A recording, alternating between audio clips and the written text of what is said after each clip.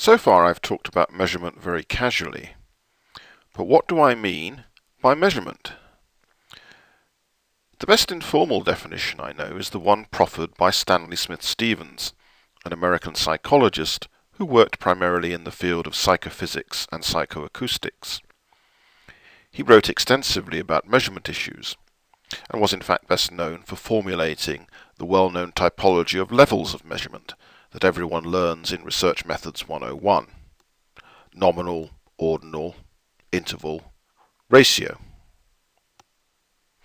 I'm more interested, though, in his more general characterization of the measurement process as, to quote, the assignment of numbers to objects or events according to rules.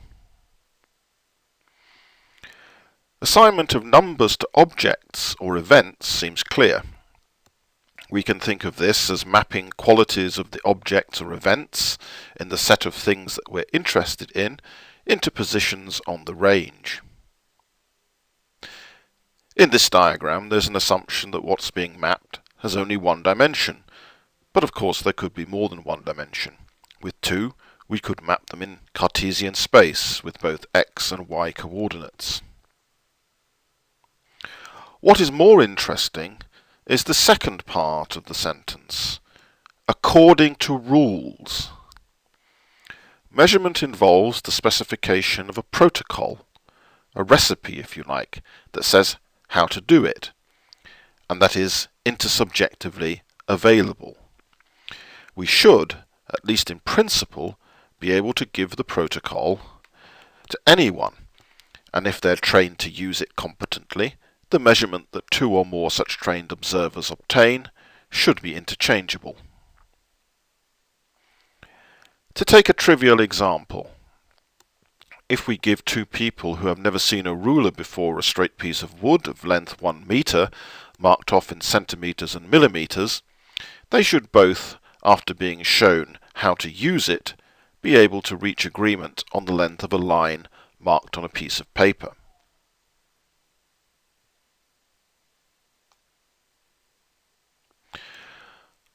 Of course, the numbers assigned could just be arbitrary labels to distinguish different types of entities.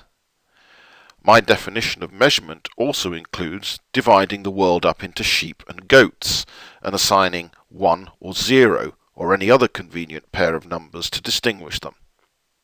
It also, by the way, includes what is in effect just about the simplest measurement process of all, counting.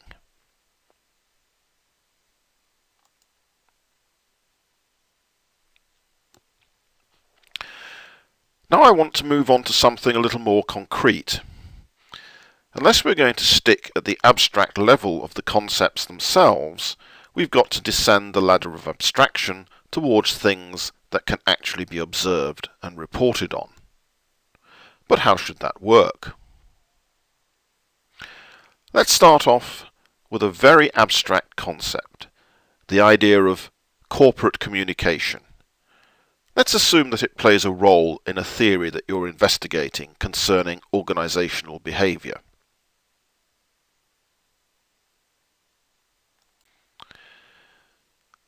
The first thing you probably want to do is unpack the content of the idea of corporate communication.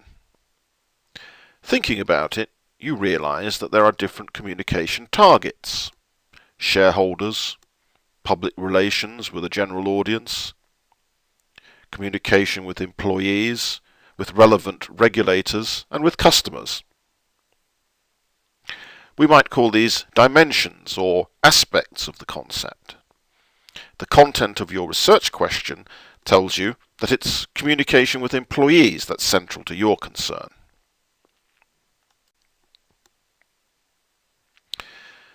But we can't stop there.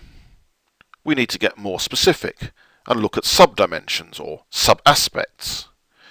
Communication can be written, it can be face-to-face, or it can be electronic. Again, the content of your research question will point you in one way or another. In this case, let's say that our interest is in face-to-face communication. We can break this down even more. we might think that it matters who the communication is with. There are a number of possibilities. It could be with colleagues, with senior management, with a supervisor, with line management, or with subordinates. We might actually be interested in all of these, but let's pick one and pursue it through to the end. Let's say that the target is communication with a supervisor.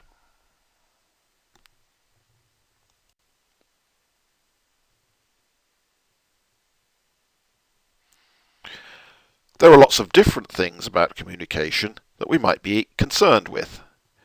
Perhaps again, we're interested in them all, or some subset of them.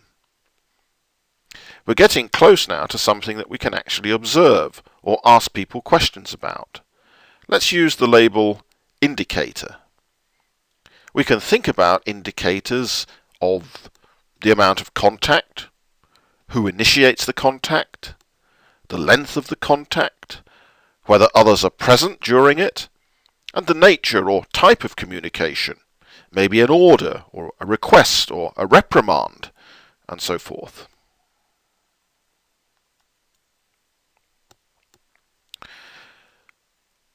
Let's follow the line that leads from amount of contact. We now have a specific question that can be put to a respondent. In the past 7 days, how many times have you had a face-to-face conversation with your supervisor? We have a response scale consisting of labels that function as vague quantifiers. Never, a few times in the week, about once a day, several times a day, don't have a supervisor. Obviously, a lot of thought has to go into how the measurement instrument is constructed. That will involve answering questions like, what's a reasonable length of time to expect a respondent to remember a verbal interaction? What kind of understanding will the respondent have of terms like conversation and supervisor? Are the categories of the response scale both easy for the respondent to use, and do they capture important points on the underlying continuum? What kind of allowance are you going to make for non-standard responses like, I don't have a supervisor, or I don't know? Some of these things are matters of tactics. Some of them have tried and tested off-the-shelf answers. Some have rule-of-thumb answers. Some will have no ready-made answers at all and will rely on common sense and whatever you might be able to learn from a small-scale pilot study, a focus group, or a cognitive interview.